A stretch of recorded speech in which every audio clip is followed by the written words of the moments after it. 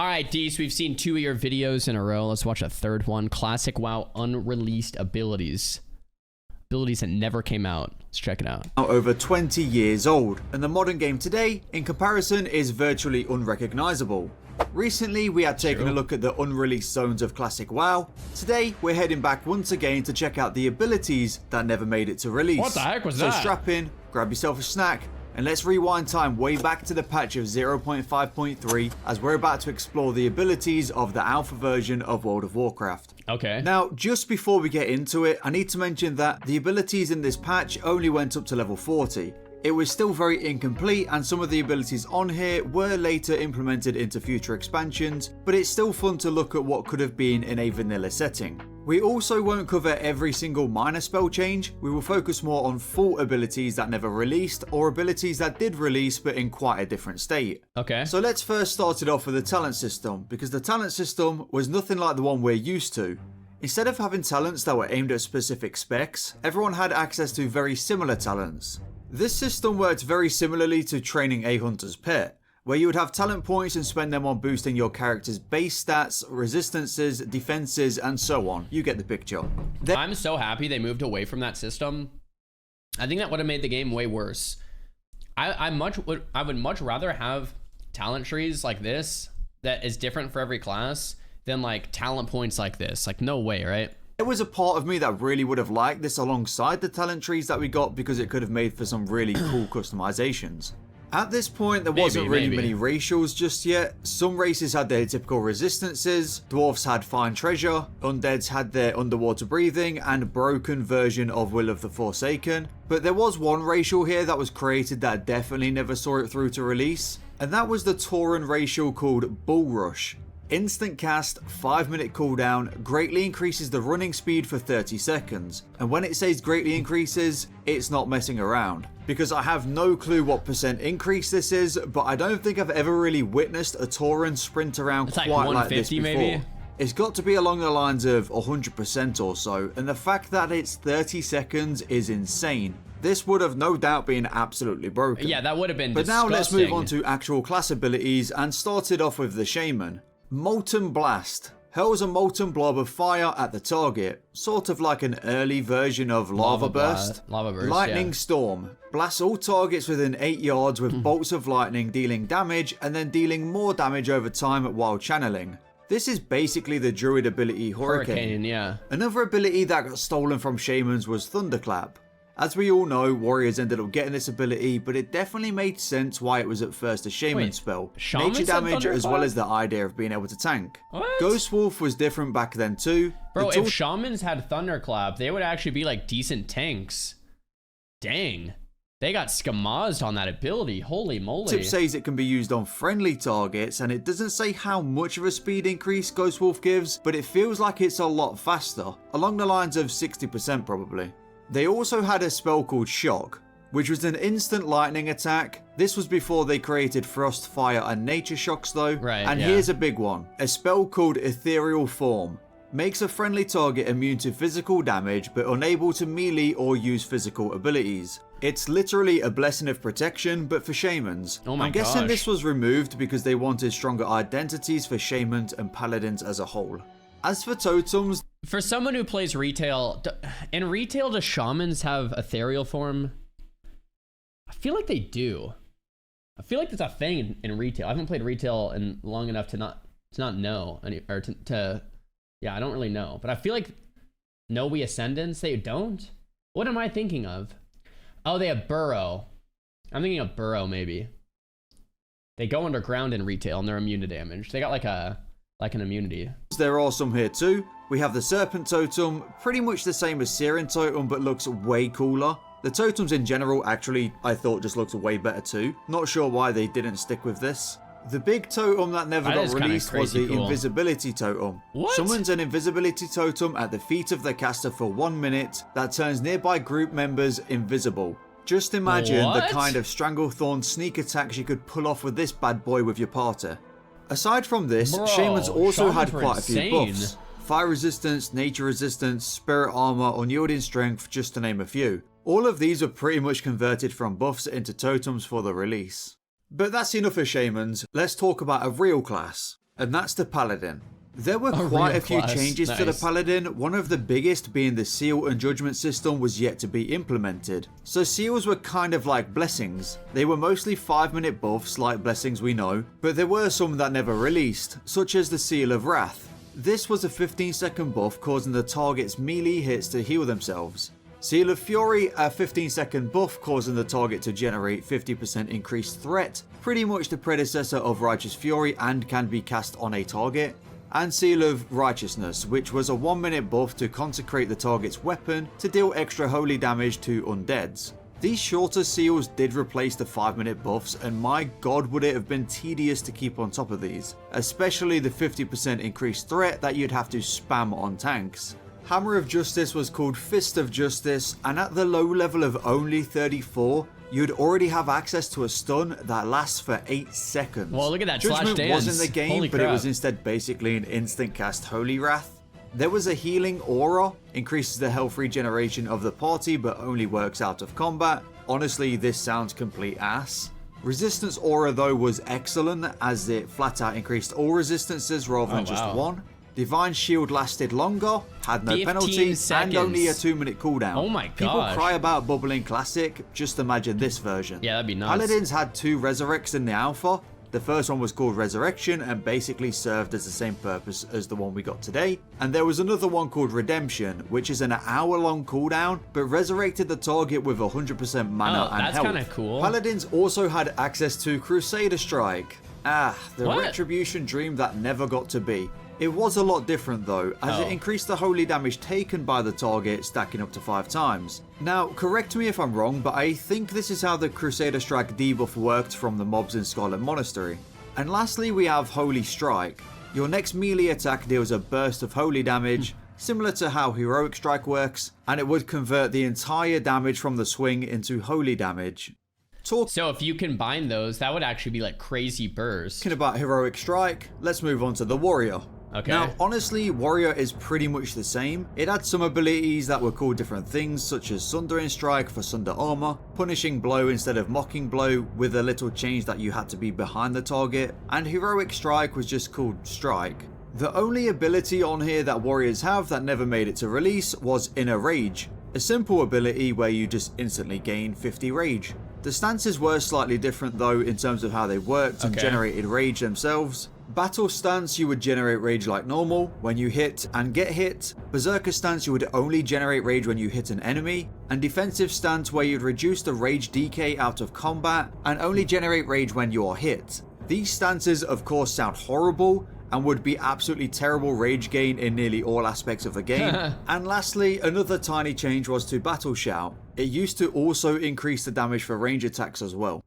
Now let's move on and talk about the Hunter abilities. Let's go. Firstly, we need to clear up how Hunter's ranged attacks worked back then. They were more like a cast rather than a swing timer. That's And you'd have to miserable. manually cast shoot or other abilities to keep using your ranged Bro, attacks. that's miserable. As we go along, you'll That's see a good lot they of changed abilities it. that say attack speed plus X amount of seconds. For example, if your gun is 2.3 speed and an ability says plus 1 seconds, it would take 3.3 seconds to fire this shot.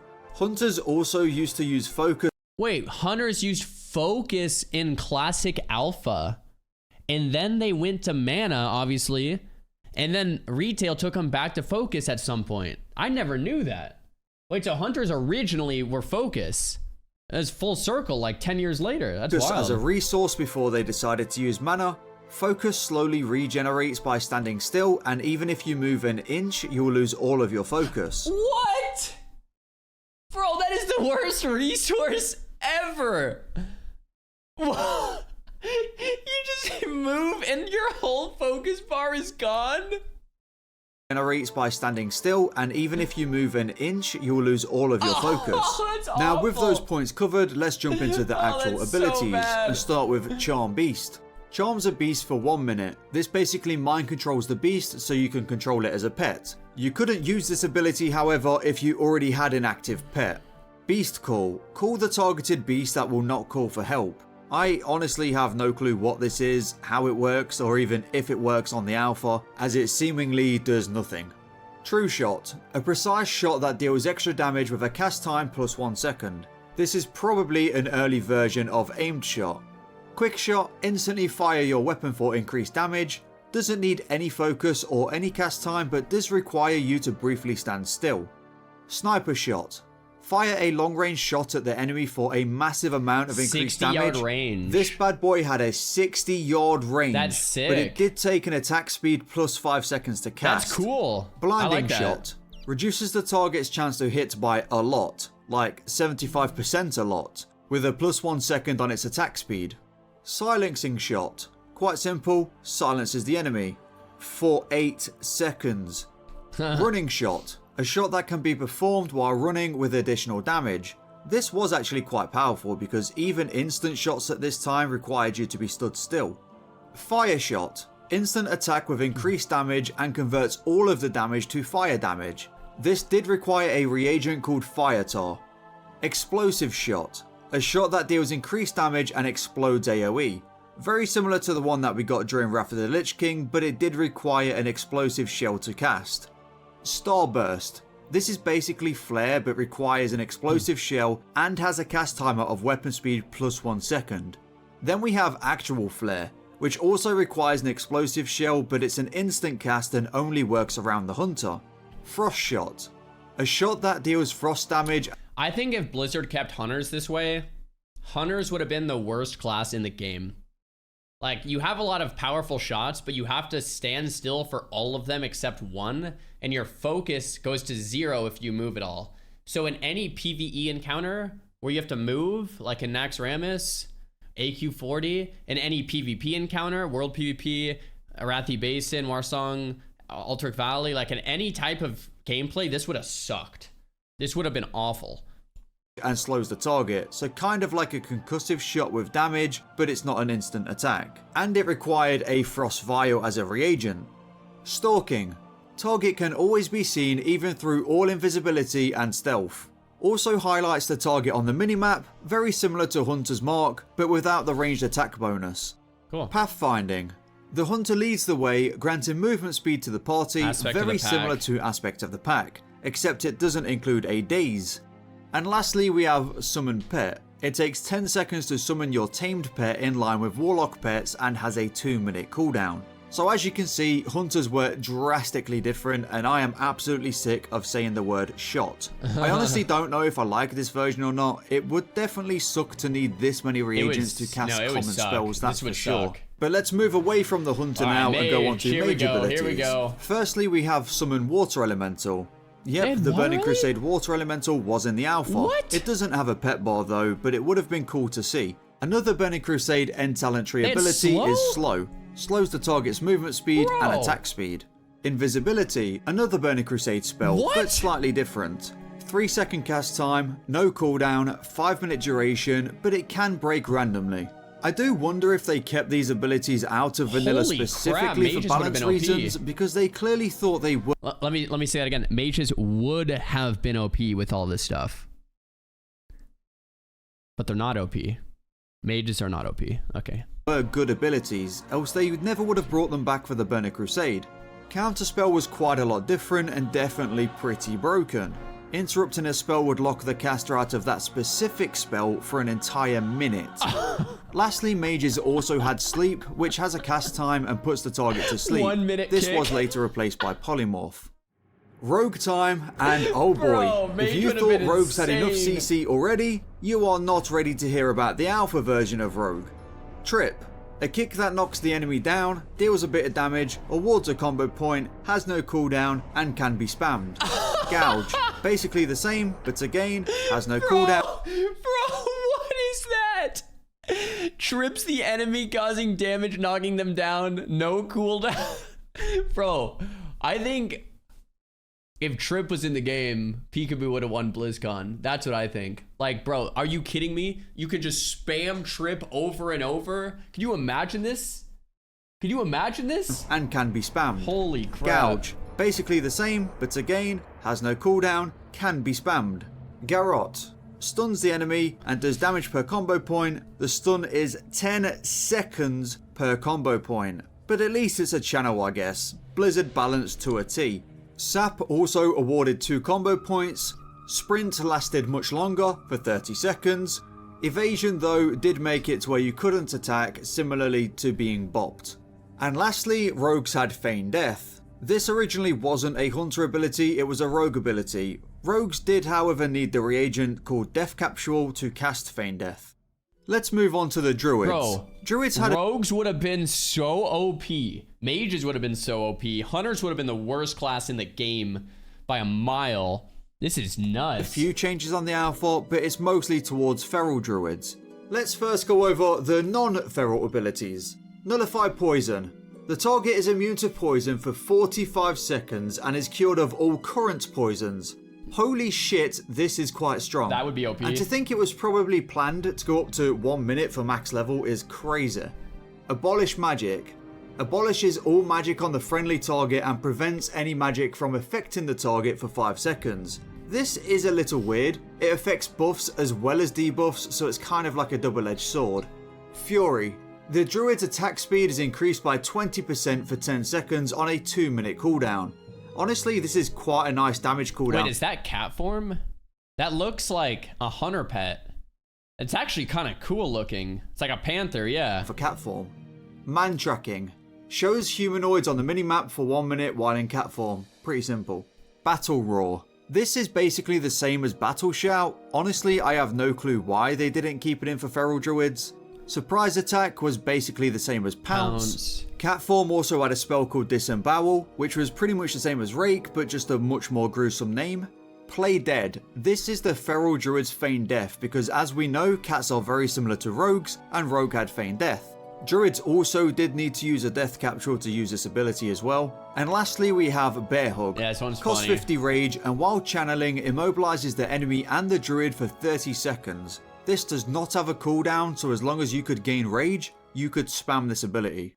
Let's move on to the priest abilities. Firstly, I want to note that Greater Heal and Prayer of Healing had a massive 4-second cast timer. Well, look at that This cast does kind of help animation. to explain why priest had so many different variants of healing spells That's like sick. Heal, Lesser Heal, Greater Heal, etc. They were probably aiming to have a system where you kind of chose between the spells depending on the situation and the size or speed of the heal needed even at max level. But I guess they just ended up lowering the cast timers and leaving some of the spells like the regular heal too low level. I could also be talking absolute shit here because I have never been a healer, maybe you guys could fill me in on if that's the case. Anyway, Renew also had a cast timer of 2 seconds. Priest, just like Mage, had access to the sleep spell. And they had a spell called Holy Protection, increasing the holy resistances just like the Shadow Protection spell. Power Ward Fumble. Reduces the target's chance to hit by 75%. Wow. This is very similar to the Hunter's Blinding Shot and would have been extremely powerful for both PvE and PvP. Shadow Ward Befuddle. This is similar to Curse of Tongues, slowing the target's casting speed of spells. I'm not sure how much it slows the speed by, assuming it's probably similar to Curse of Tongues at around 50%. Bro. What the heck? And lastly, we have the Warlock. First up, Warlocks had Holy Ward, which absorbs holy damage. By now you're probably seeing a pattern. There was a ton of focus around holy damage, holy resistances, holy absorption, etc. What actually caused all that to change, I'm not totally sure. Maybe it was too overpowered against paladins in PvP, maybe it's because they realized that no high level dungeons and raids really had any holy damage. Scarlet Enclave, bro. Hellfire had a drastic change. Back on the alpha, it isn't a channeled spell but rather a 3-second cast time for a 10-second persistent buff. This would have actually been great for Warlock AoE because as we know, Warlock's AoE wasn't any good until TBC. This way they could have combined the Hellfire effect with Rain of Fire for probably pretty good AoE. Talking about Rain of Fire, it did however have a 3-second cast time and still needed to be channeled as well. Summon Nightmare. The Warlock mount used to be called Nightmare, and because it was a summon, it took a full 10 seconds to summon the Warlock mount. Oh, that would have been annoying, bro. I mean, I guess it was still a free mount. Banish was also quite a bit different. You were able to cast it on any mob and you were able to banish multiple targets at a time, but each cast did require a soul shard. Underwater breathing was called Demon Breath, and health stones were called Bloodstones. Honestly, a little downgrade in the name department there. I quite like the old names. Now, there were a few more changes from some of the classes that we didn't really go into because there were minor name changes like Demon Breath. But I honestly wish that some of these old abilities made it into the release of the game, though, bro. because of course some of them were absolutely broken and would have needed balancing. But some of them were pretty cool, and I hope when the day comes for Classic Plus that a lot of these are potentially looked at for inspiration. But that's going to wrap it up for this video. Oh, that's kind of cool. His face was right on this. Let me know which of these abilities you thought were cool and should have made it into the game during vanilla. Thanks for watching. That's what's up, bro. That's another great video, Dees. We've seen 3 of your videos, 3 for 3, bro. Bangers. Absolute bangers. Yo, chat, do you guys think Blizzard still has the assets to stuff like this 25 years later or 24 years later? Like, the asset for this totem here? Yes, you think so? No, probably. Like, dude, these files are probably so old, and they never got used. I wonder if they even have access to these files anymore, like these old totem animations. They look really cool. They look really, really rad. Yes, I think they do. I mean, it's probably somewhere. Definitely probably somewhere, maybe. I can't believe Mage has had Water Ellie too. And Invis. That's nuts. Holy crap. All right, well, absolute banger of a video. I'm gonna look forward to more Dees uploads coming up soon. I'm gonna go blow the nose, guys. We'll be right back.